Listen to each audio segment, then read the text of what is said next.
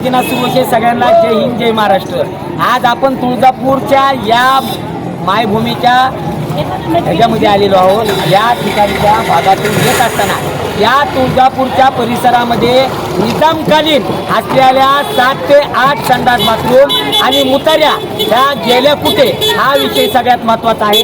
कारण तुळजापूरच्या या पावनभूमीमध्ये अनेक भक्त भाविक येत असतात, परंतु आलेल्या भक्तांना संडास बाथरूमची आणि लघवीची आणि महिलांना कुणाला सोय नाहीये।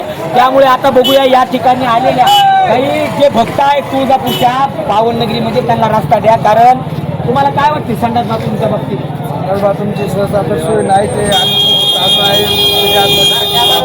तर त्यांना कुठे बाहेर जाता तरी नाही, तर ते खूप गंभीर रस्ता आहे। काय वाटते मामा तुम्हाला संडास बाथरूम लघवी बिगवी या तुळजाभवानीच्या मंदिराच्या आजूबाजूला ज्या काही असुविधा आहेत त्या सुविधेबद्दल काय वाटते तुमच्या? महिलांना वगैरे लघवीचे काही त्रास वगैरे काही झाला काय वाटतं तुम्हाला? लघवीचे नाहीये, एक मिनिट ऐका। या ठिकाणी सगळ्यात महत्त्वाचं म्हणजे निजामकालीन असलेल्या संडास बाथरूम गायब झालेले आहेत। अनेक प्रवाशांना यात्रेकरूंना या ठिकाणी लघवीची आणि उठायची बसायची सोयच नाहीये। त्याच्याबद्दल काय वाटते तुम्हाला? लघवीला काय आता म्हणजे मंदिरातला भाग सोडून पार मंदिराच्या वरच्या ह्याच्यापासून ते बस स्टँडपर्यंत या ठिकाणी मुतारी वगैरे काही दिसल्या का तुम्हाला?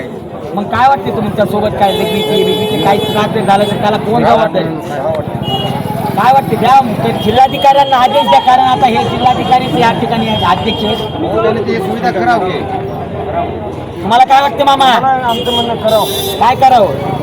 सुविधा करावं। बरं आता तुम्हाला इमर्जन्सी जर लघवी आली किंवा बाथरूम आली तर तुम्ही कुठं करणार? काय म्हणजे तुम्ही रस्त्यावरच करणार, म्हणजे घाण करणार, हे घाण करणार आणि या ठिकाणचे जे बी सिक्युरिटी गार्ड आहेत कुणी बी आहेत ते पुन्हा साफ करणार। मग शासनाचं डबल काम होणार। परंतु शासन या ठिकाणी संडास बाथरूम आणि कुठल्याही प्रकारचं काम करणार नाही, परंतु घाण झालेली काढणार। मग आलेले यात्रेकरू या ठिकाणी घाण करत नाहीयेत। परंतु काय वाटतं मामा तुम्हाला काय वाटते? बाथरूम बिथरूम आहेत काही इकडे बघा, इकडे काहीच नाही लघवीची बिगवीची संडास बाथरूमची काही तुम्हाला त्रास झाला का? संडास बाथरूम वाटणं पण तुळजापूरच्या या नगरीमध्ये काही हो तुम्हाला काय वाटते संडास बाथरूम लघवीबद्दल काही? शासनानं म्हणजे कोणी करायला पाहिजे? मंदिर संस्था। बरं आता तुम्ही कुठून आलात? नेमकी कुठून आलात? परभणीहून। तुमच्यासोबत ज्या महिला लेडीज जेंट्स आहेत त्यांना काही त्रास लघवीचा बिगवीचा काय नाही? ऐका तुम्ही बिंदास बोला, तुमच्यामुळे येणाऱ्या भक्तांना न्याय भेटेल जरासा। काय म्हणतो मी तुम्हाला? हो तुम्हाला काय वाटतं आहे का लघवीचा? तुम्ही कुठले प्रॉपर चेक का बाहेर? बरं तुम्ही इथले व्यापारी आहेत समजा, व्यापारी तुम्हाला जर लघवी आली तर कुठे जातात तुम्ही? ठीक आहे। या ठिकाणी सगळ्यात महत्त्वाचं जर सांगायचं झालं की तुळजापूरच्या परिसरामध्ये तुम्ही पूर्व पश्चिम दक्षिण उत्तर कोणत्याही विभागात जा, तुळजापूरच्या या पावन नगरीमध्ये कुठल्याही प्रकारचं संडास नाहीये, बाथरूम नाही, लघवी करण्यासाठी जागा नाहीये।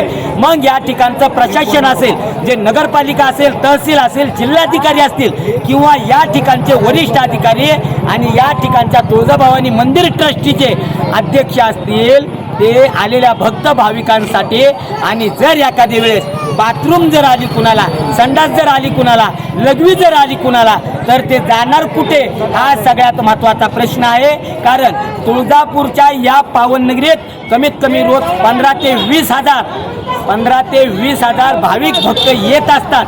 मग यांना या ठिकाणी येणाऱ्या 20,000 लोकांसाठी या ठिकाणी 220,000 लोकांमध्ये म्हणजे 10,000 मागं 10 जरी संडास बाथरूम जर म्हणलं तर या तुळजापूरच्या पावन नगरीमध्ये 200 संडास आणि 200 बाथरूमची सुविधा असायला पाहिजे।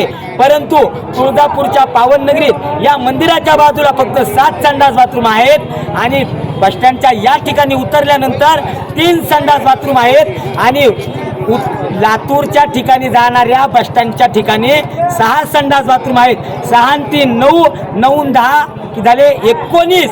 म्हणजे या ठिकाणी 200 संडास बाथरूमची गरज आणि आवश्यकता असताना 19 ते 20 संडास बाथरूममध्ये 20,000 पब्लिक कसं काय ॲडजस्ट करणार? जिल्हाधिकारी साहेब याचे उत्तर द्या। कारण आता चैत्री यात्रा चालू होणार आहे, वरी तर ऊनच ऊन आहे आणि ऊन म्हणण्यापेक्षा 12ही महिने ऊनच आहे। भक्तांना पायाला पळतं, डोक्याला पळतं, परंतु भक्त हे तुळजाभवानीच्या दर्शनासाठी आल्यामुळे या ठिकाणी कुठल्याही प्रकारची तक्रार करत नाही. मग येणाऱ्या भक्तावर होणारा अन्याय का आणि कशामुळे याचं उत्तर जिल्हाधिकाऱ्यांनी आणि येथील मंदिर संस्थांनी द्यावं. मी सत्यवादी सोबत वैजनाथ सुरोचे. जय हिंद, जय महाराष्ट्र.